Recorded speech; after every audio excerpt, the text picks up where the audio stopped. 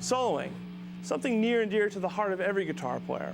There's a few things I want to talk about today that I think will help anybody, achieve what they're going for as far as soloing. One is vibrato. Vibrato is very important. And I'll tell you exactly why, because it really portrays the soul and the emotion that you're going for. And let's take a slow blues, for example. Minor blues in B here. Now you can bend a note, and you can put vibrato on it, and you can put 3 different types: slow, medium, and fast. That's pretty much it. Let's say, start here. And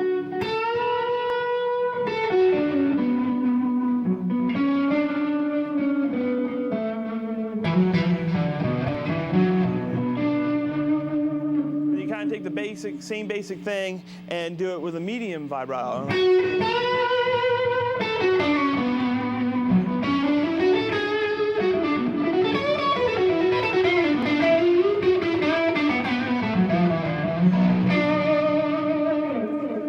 You can take it, the same thing, and do it with fast vibrato, like this. So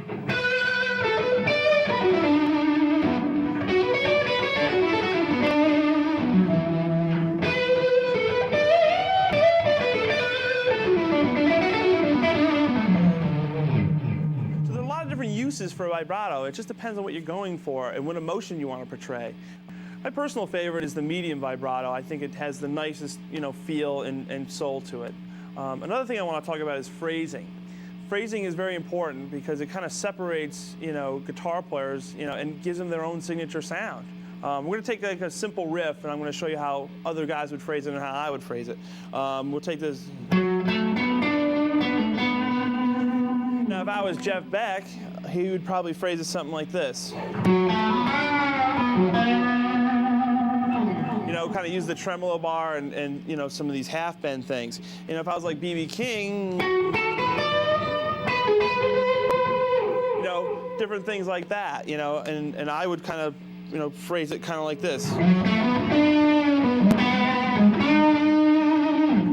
Different ways like that. Phrasing really defines a guitar player. It's just the little nuances that separate everybody, because we're all playing the same phrases and the same scales and the same modes, but it's just the little things that guitar players put on just their sound and their style that really defines them.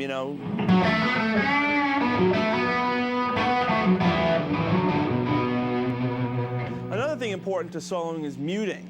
You wouldn't think about that playing at the level that I'm playing at, but honestly, muting is really important because it really, like in slide, really makes all the notes really defined.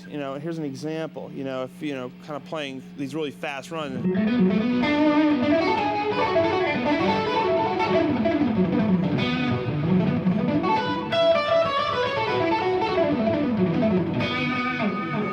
Use your palm, and you kind of mute it down by the bridge, and when you're playing like those really fast things, you kind of get this kind of.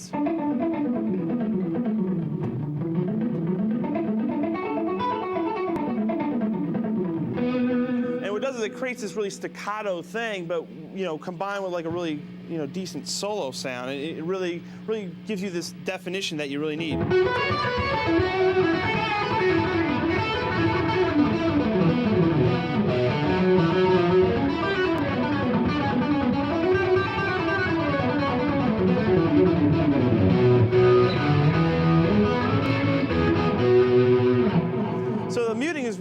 important because it really kind of defines, the notes and the phrases.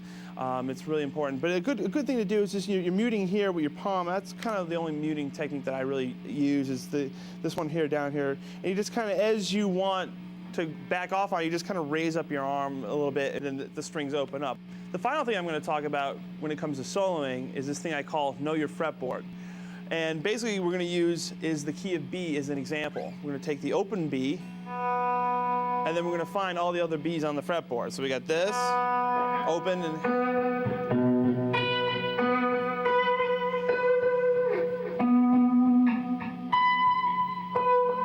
so you know all the different Bs on the fretboard now. So the thing is, what I do is I take like a phrase like this.